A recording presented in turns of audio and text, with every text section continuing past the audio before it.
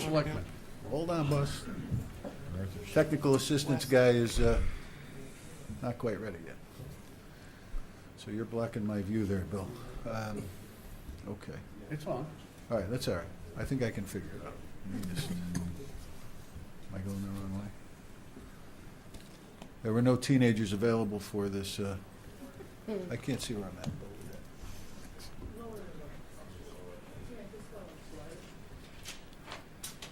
There you go. All right, let me just set it, and then we'll be okay. I'm going to go over there and show that anyway, I think.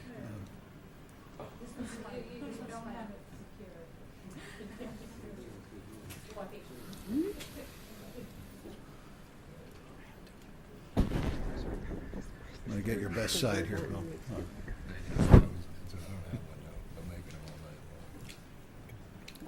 Are you guys smelling any of that smoke at all? Are you? Mr. Carpentieri's car was on fire, but it's almost out, so it should be fine now. It's the electrical wire shorting from the roof leak. Yeah. But No, there No seemed response to from Mr. Carpenteri. be, there seemed to be, I'd be a little excited.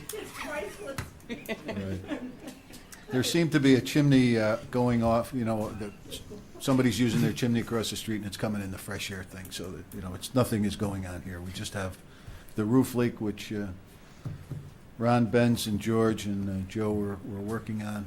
or Stick Morris. So we're all set. Thank you very much, Bill.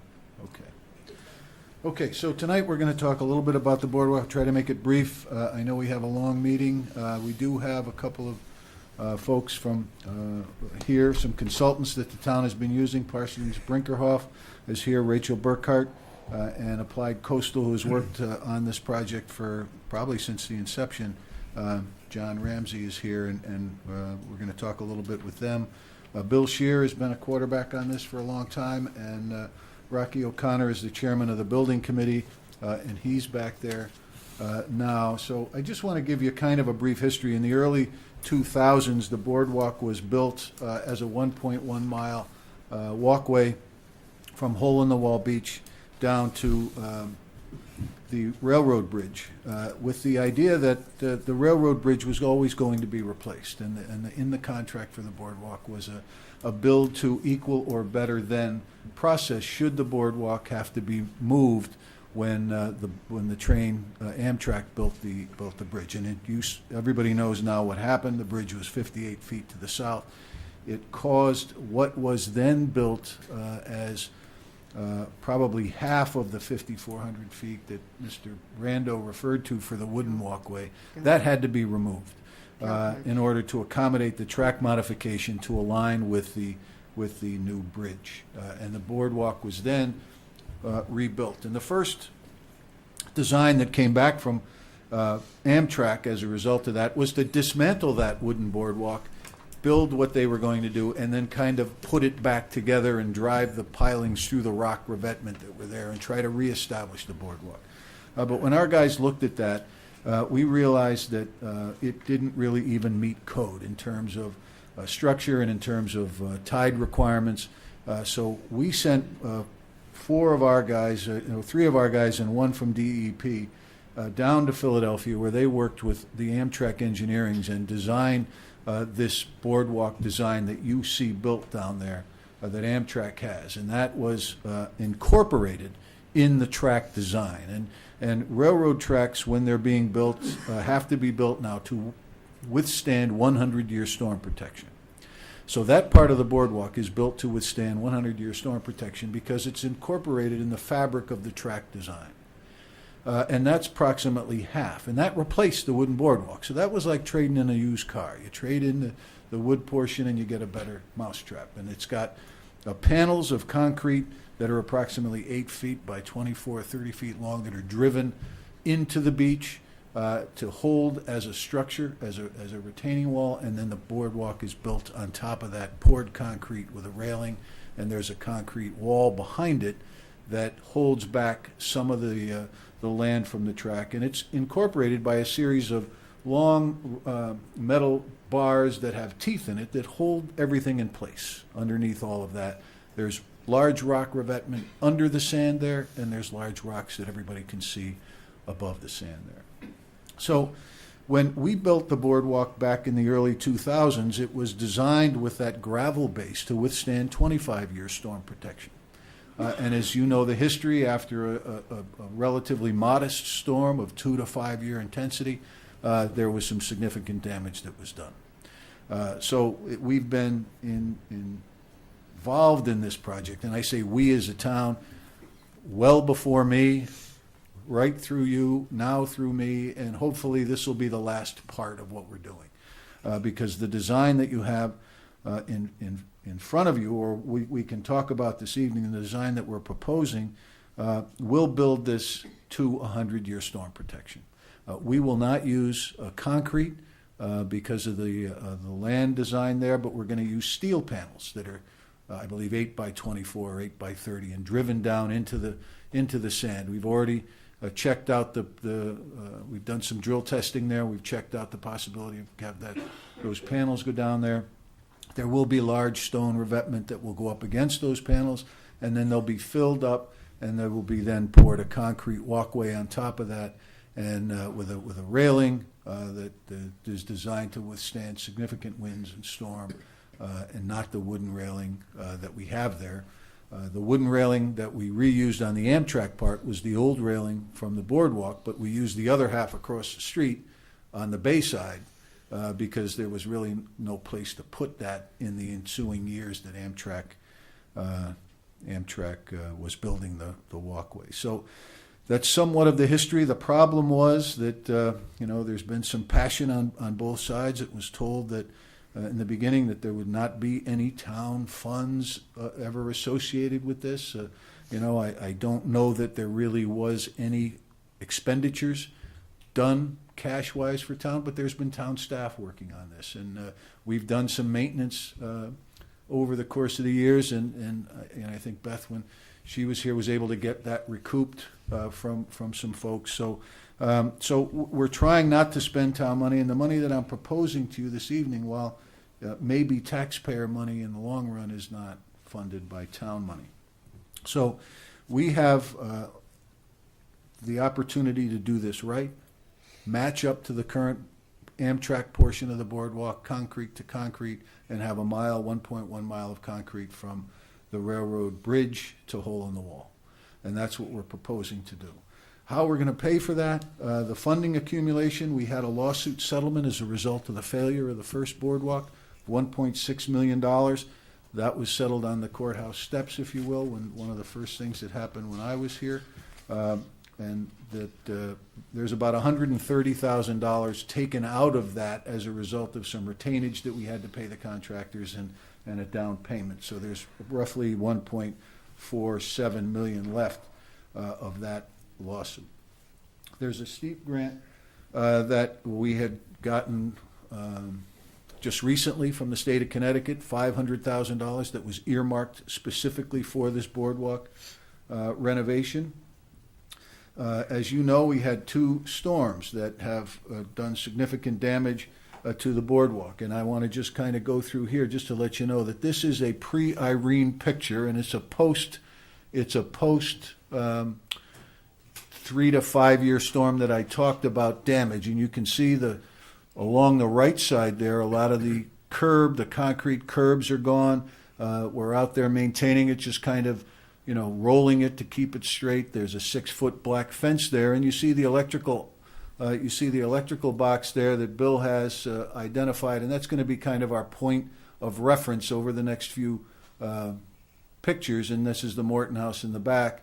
So you see this here, this is kind of a fine sand and gravel mixture that is kind of the upper layer that was designed here, and this is how close we are to the Amtrak tracks. And if you'll note the rust-colored stones along the railroad track versus the white stones there. And then this is pre-Irene, and then Irene came and hit, and this is a town engineered event, and you see that the gravel portion, the finished gravel portion, has been washed away, and now we're into the sub-gravel texture. You note the thickness of the rock and stone there. They had subsequently painted that electrical outlet there, but there's the Morton House, and here's where we are. And you note that some of the underlayment has been torn up and some of the rocks have been moved, but it's still, while it's cut down a little bit in width, it was still kind of usable at that point.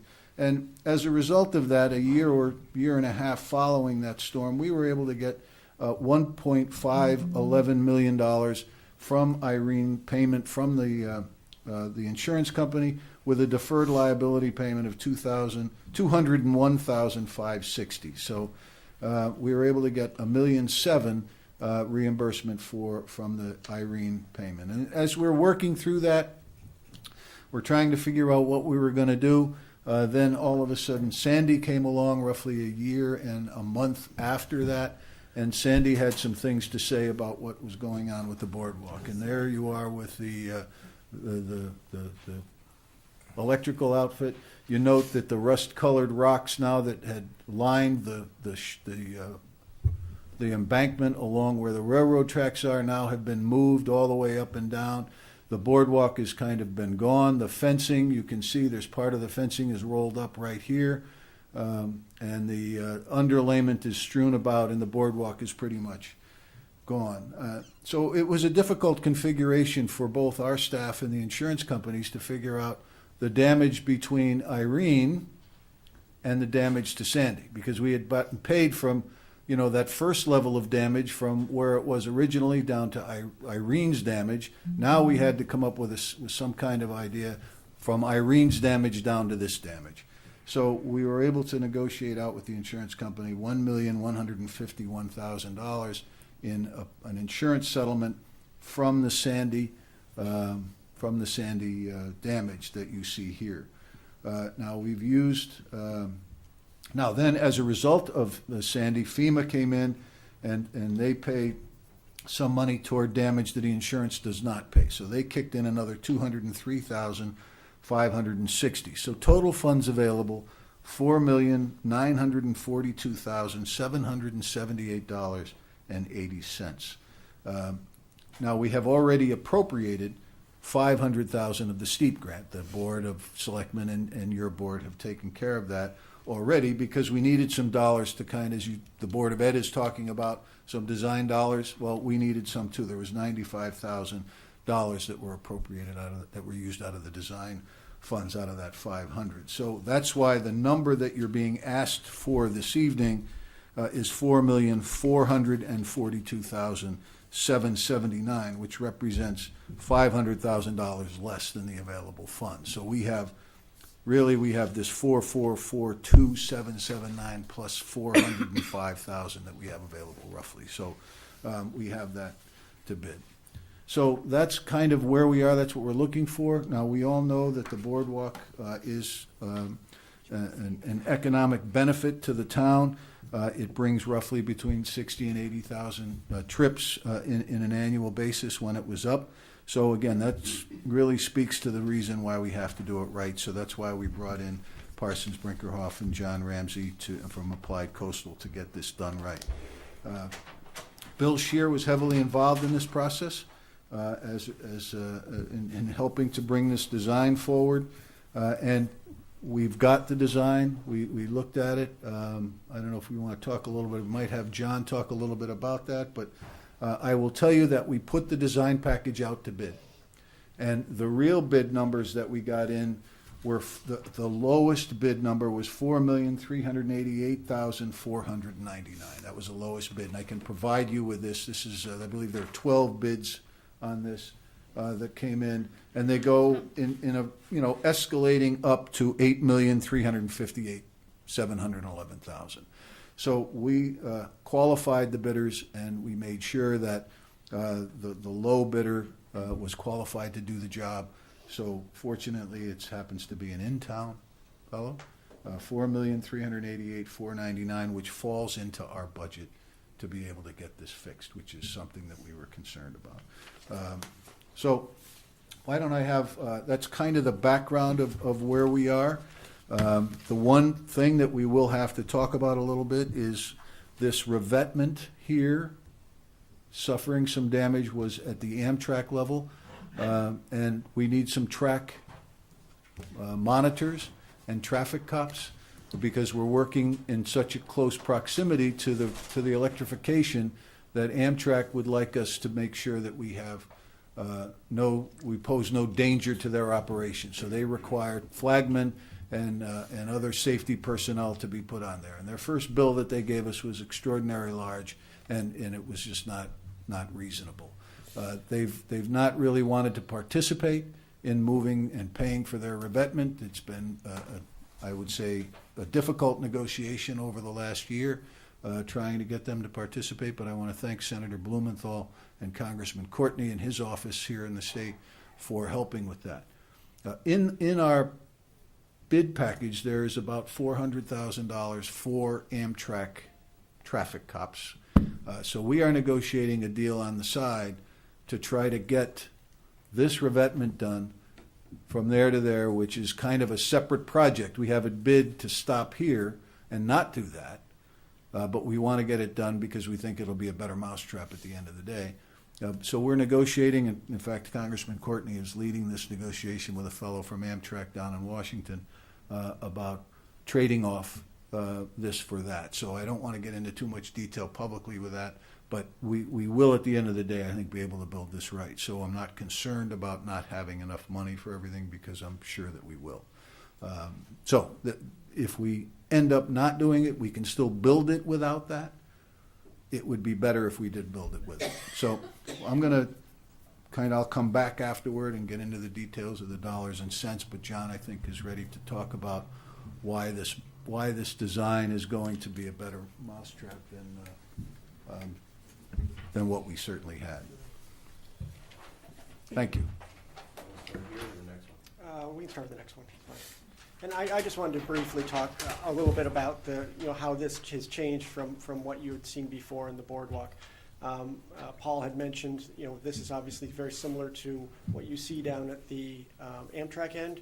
One of the things is obviously we're doing steel sheet piles here instead of the concrete sheet piles that they use down on the Amtrak section.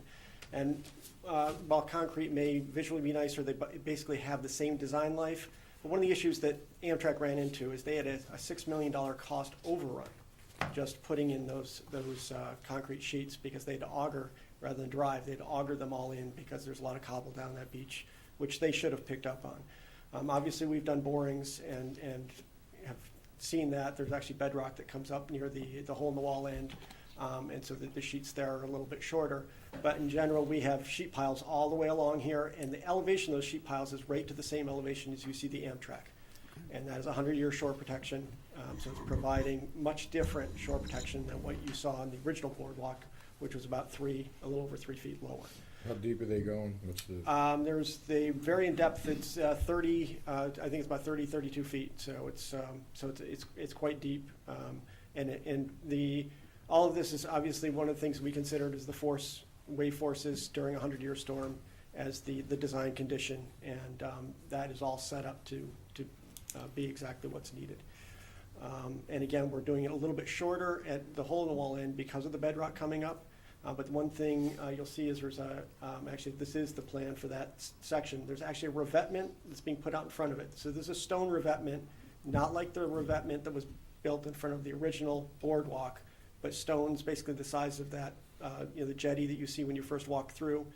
So it's more stones of that size. And so they're designed specifically to not move during the 100-year storm.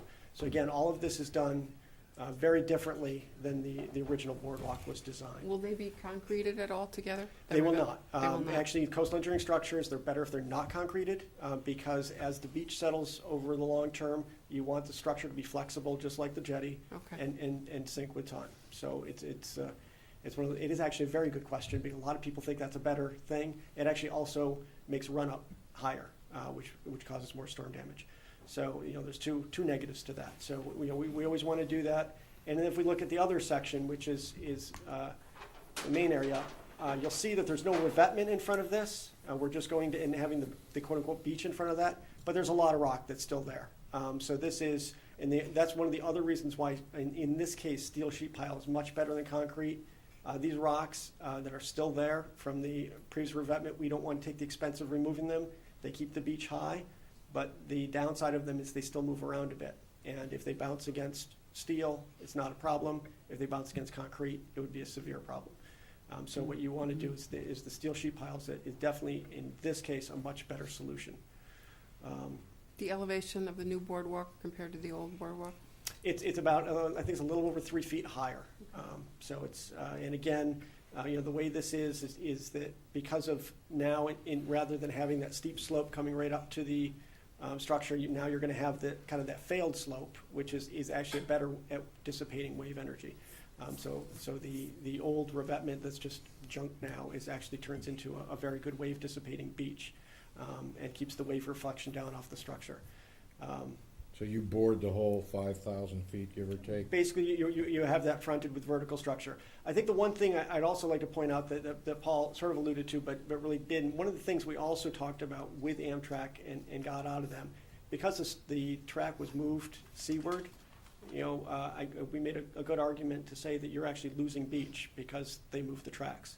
And with everything that was added, they also added a great amount of sand and put that jetty right at the end of the beach, which has turned into a phenomenal resource. And over time, by area photography, we've actually seen that beach migrate further, or accrete further to the west. So over time, we anticipate that this structure is going to have some beach in front of it, at least in the eastern half.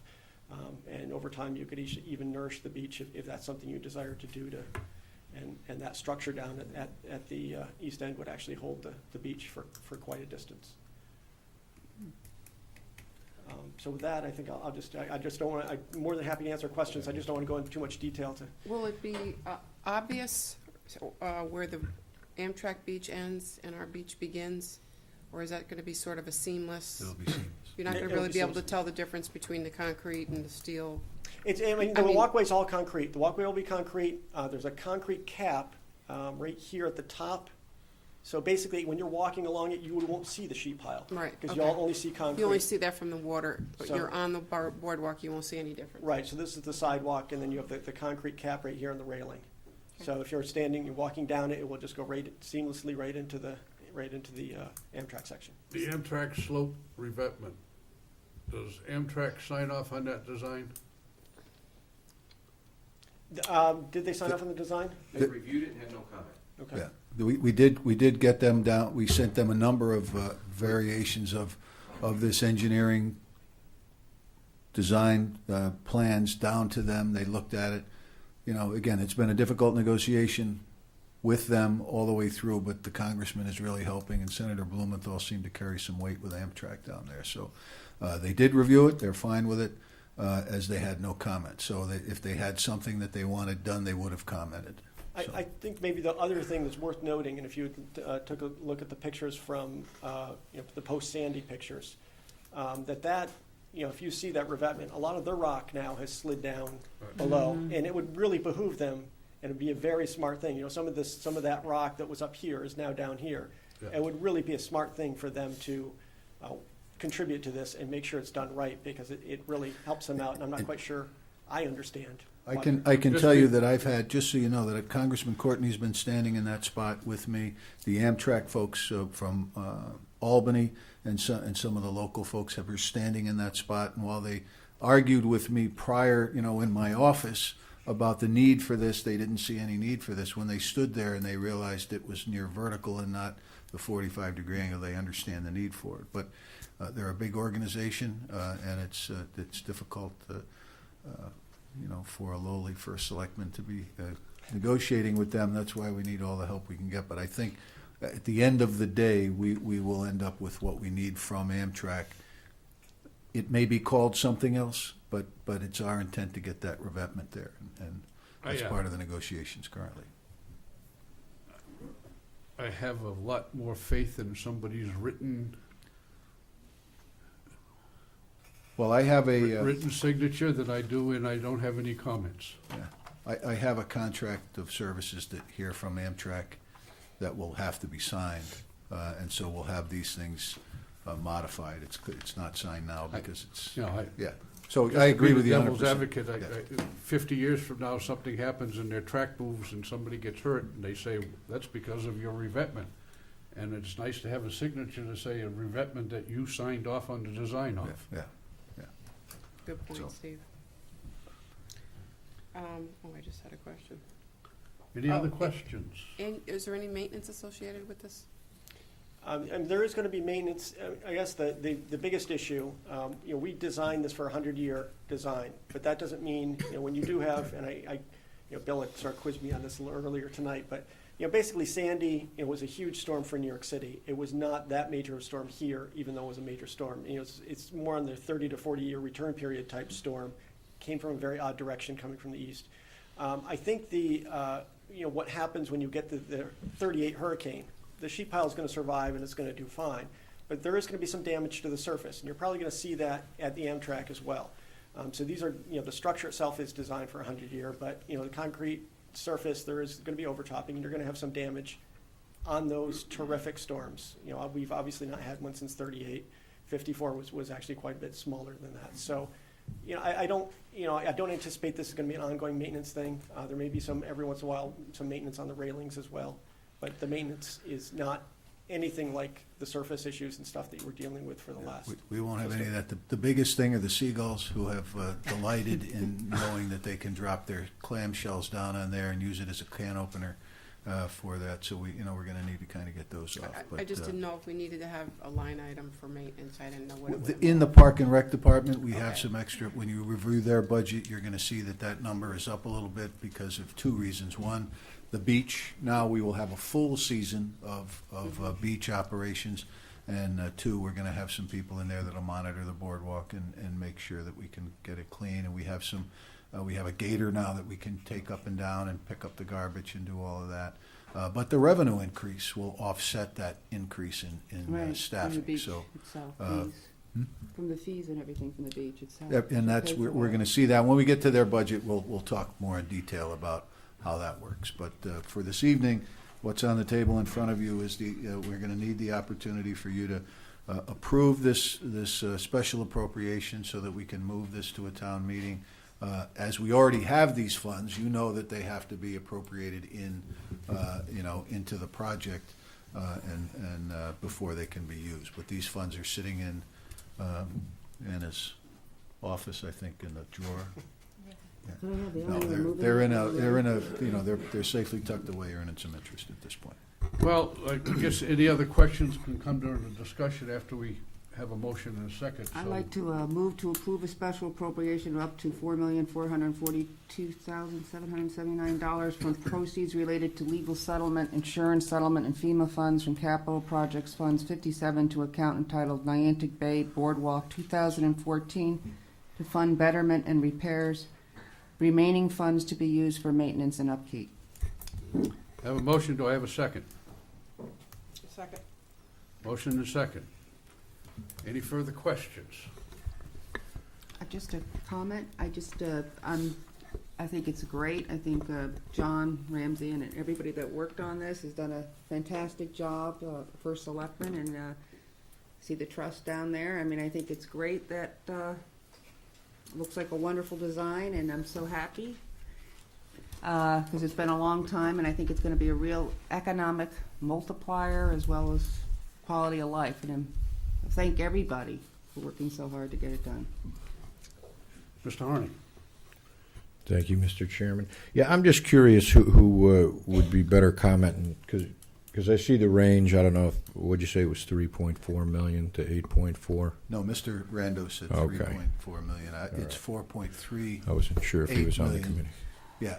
So Who was the low bidder? a The little one bit- that qualified? Weiss. Was that his official name? Weiss Construction. Weiss Construction. Yeah, I'm just kind of curious that variance, Billy. I know we had talked, or I had some questions on performance bonds, payments bonds, all the necessary and associated insurances with it. But can somebody speak to that range or? What? Yeah, that's okay. I just have them on there. Would you like me to answer? Sure. Just by looking at the bidders, the construction companies with the lower overhead have the lower bids. That's essentially how it laid out. Wow, it was all overhead? What? I mean, most of it. Yeah. We had 12 bidders. I was expecting 4 or 5. So to see 12 bidders is a reflection of the economy. And you never know. Some people throw bids at it to see if they're the only ones. So some of the high bids could have been thrown at the wall to see if they stick. Mm-hmm. And you had questions about bonding. Per state law, we're required to have a payment and performance bond for the full cost of the project, and the contractor will have to have $10 million of insurance. So we're very covered with regard to insurance. They also have to have builder's risk insurance. If they get this partially built and a storm comes and destroys what they've partially built, they have to have a special policy to cover what was damaged during construction. So we've come a long way in our contracts and insurance requirements. And Bill is gonna have oversight of this project, bless you. And the building committee will also have oversight and work with the thing and review the billings and make sure everything's all set and get on there for We inspections. will also have a full-time inspector from Parsons Brinkerhoff to be on site all the time to oversee everything that goes on, check weight tickets, make sure everything's built properly per their plans and specifications. And we also will have, hate to say it, but they're there, they're responsible. Anything goes wrong, they're also responsible. And they themselves have a $10 million insurance policy to ensure that they do a proper job for us. Estimated duration of the project Right now, the end date is slated for December 30th of this year, and starting, starting April Soon as we can. 1st-ish. The town meeting that this will go to will be next Wednesday, the 19th, and it should have passed the town meeting, then we can make preparations to get underway. so will the beach be open? We've made arrangements, beach be open? we've made arrangements through the bid to keep the beach open, but the reason that we haven't done the pavement in the upper McCook area is because that now has to be the staging area. There will be a construction road. I don't know if it's gonna be on the front, the left or right side of the pavilion, but it'll come down and go across, so there'll be monitors there, so when families go across, we'll make sure that they don't do so at the same time a construction vehicle is.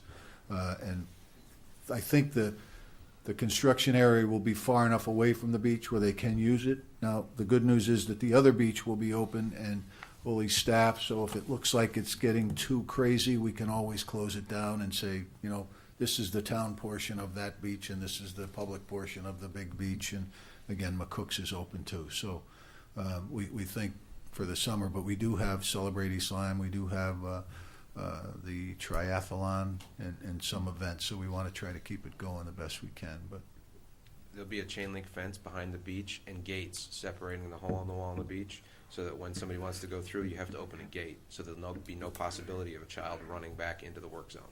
And Parks and Rec has already agreed to staff that cross. And also during Celebrate East Lyme, the contractor is required to turn that whole path back over to us to make it safe and turn it over to us. The path should be complete at that point. That way, during the fireworks, everybody can safely transition at night with the lights on that we put out up to the upper McCooks and back down the hole in the wall. Good thinking. Thanks, Bill. Okay, any other questions? We have a motion and a second. All those in favor signify by saying aye. Aye. Aye. Opposed? Abstentions? 6-0. Motion passed.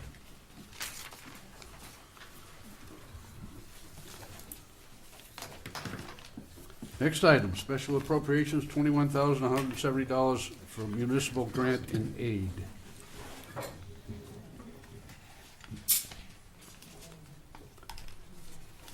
Mr. First Selectman. yes, thank you very much, John, and Rachel, thank you very much for coming. Thank you, folks.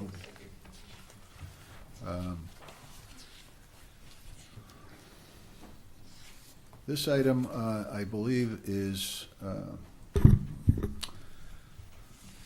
kind of a share of dollars that was not included in our budget that I'm not sure that we expected to get in as part of the Town Aid Road grant funds. And the governor was doubled that last year. You may recall that. And this money just came in, $21,107. So it must be appropriated in to our process, as it was not included in our revenue projection. And we have more money coming? What did you tell me today? Another 160,000. Yeah. Okay, and because at the time we did the budget and the revenue, we weren't sure about what the town aid road number was going to be. There is, the regular town aid road for years was $160,000. The governor doubled that because they borrowed the money. The legislature and the governor decided to borrow that money and fund the town double because they were adjusting other areas. So we'll have this 21,000 as a result, and I believe we're going to come back with another 160,000 that we expect in that we can add to the fund balance and hopefully offset as a revenue. But that will have to be appropriated in as well, and we don't have that yet, but we expect that to be coming. So that's the best explanation I can give you on this one. Do I have a motion? I have a question. Want you to do the motion first? Sure. Move to approve a special appropriation in the amount of $21,107 for municipal grants and aid to account 4-01-30-317-500-224 Town Aid Roads and corresponding revenue account 4-01-03-300-301 Town Aid Road Assistance for compliance with PA 13-247, Section 128. Do I have a second? Second. Motion made and seconded. Any further discussion? Are we obligated to take this money? I'm not suggesting we do anything different with it, but is the law such that we receive that money, it must go in that account? Or could we put it somewhere else? I'm sure we could refuse it. No, I don't mean refuse it. Could we put it in it, use it in for a different purpose? No. No. I don't believe so. I think it's earmarked for that Okay. purpose. Yeah. Thanks. Now, the question is not that bad in the sense that there were some limitations lifted on some of the town aid road and the LoSiP funding. Right. But we may be able to use it for salt, for example, and we may be able to use it for some of those other items. I want to double check and make sure. Going this year, he's changed that a little bit, so, it's hard. There's been actually 2 years of budget stuff, and there's been stuff that was implemented in year one and stuff that was implemented in this year that kind of are If you could use that for diametrically, salt, that would be great. kind of diametrically opposed to each other. So we're trying to keep track on what, so we don't run afoul of the OPM. So we'll look at that and use it to the best we can. Yeah, but that's what we're hoping for, kind of help with that. Thank you. Any further discussion? Hearing none, all those in favor signify by saying aye. Aye. Opposed? 6-0.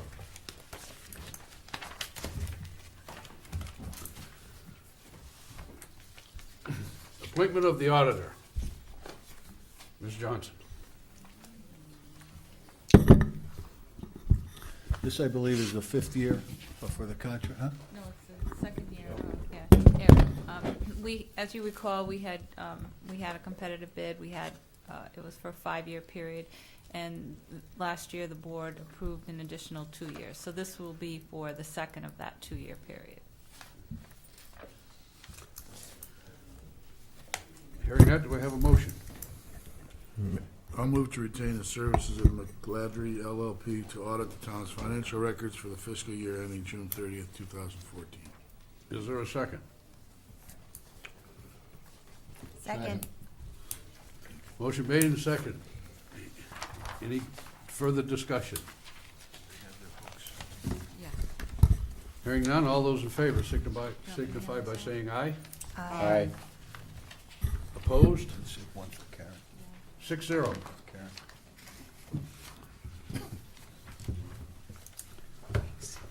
Now we get down to presentation of the proposed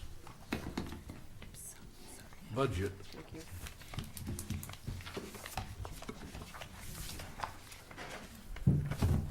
you. You have your books. I don't intend on going through all of the books. Just kind of going to give you an overview of where we are and what we're doing, and then give you an opportunity to take those books back and look through it, and then we can get more specific as we move forward. You have, in the budget book, there is a letter that I wrote to the Board of Selectmen that outlines what was happening to the budget at that time when we presented the budget there. And This letter that I just handed out is supplement to that letter, and it gives you a subsequent history of action that occurred since the Board of Selectmen got the budget.